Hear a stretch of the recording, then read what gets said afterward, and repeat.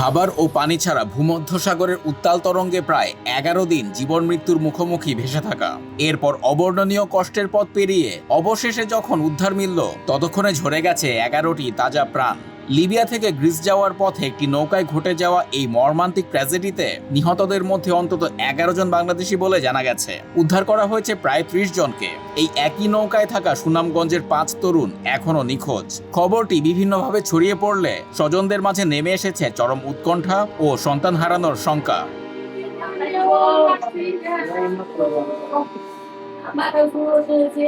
বেঁচে যাওয়ায় বাংলাদেশি যুবকের দাবি, নিহতদের মধ্যে ৯ জনই বাংলাদেশি। ইঞ্জিন দিয়েছিল একটা ২৫ জনের বোট, আমরা ৪২ জন দিয়েছিল তুলে।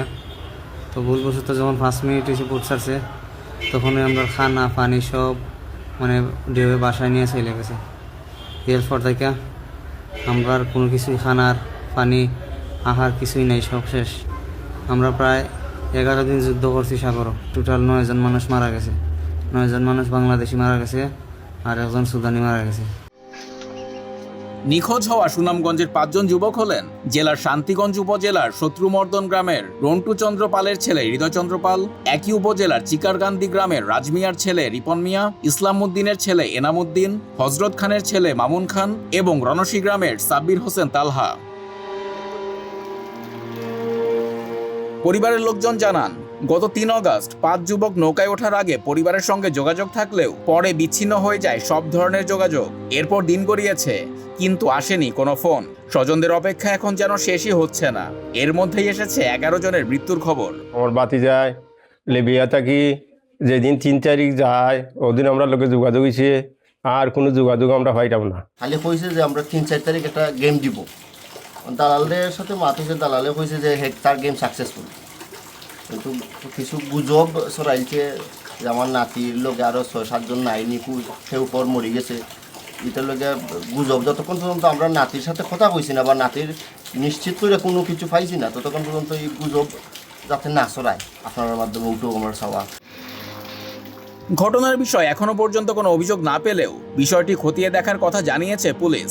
আমরা এখনো কোনো পাইনি, বুঝছেন। এটা শুনলাম যে সামাজিক যোগাযোগ মাধ্যমে আসছে বা করছে, কিন্তু পরিবারের পক্ষ থেকে কেউ আসেনি। আমরা এখনো আইডেন্টিফাই করতে পারিনি নাম ঠিকানা। একটা ভিডিও পাইছি, ভিডিওটা আমরা দেখতেছি, যোগাযোগ করার চেষ্টা করি। নাম ঠিকানা পেলে আমরা যোগাযোগ করে তার পরিবারের সাথে যোগাযোগ করে এটা ঘটনার সত্যতা নিশ্চিত করে পরে আইনগত ব্যবস্থা গ্রহণ করব।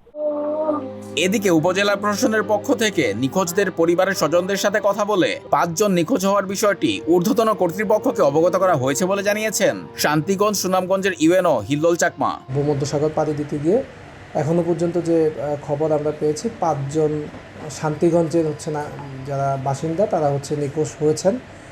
আমরা এই তথ্য পাওয়ার পরে সংশ্লিষ্ট তাদের পরিবারের সাথে যোগাযোগ করেছি, খোঁজখবর নিয়েছি যে এখনো পর্যন্ত আমাদের প্রাপ্ত তথ্য মতে যে তাদের পরিবার বলছে যে বিগত ৩ আগস্টের পর হতে তাদের পরিবারের সদস্যদের সাথে তাদের এখনও যোগাযোগ করা সম্ভব হয়নি।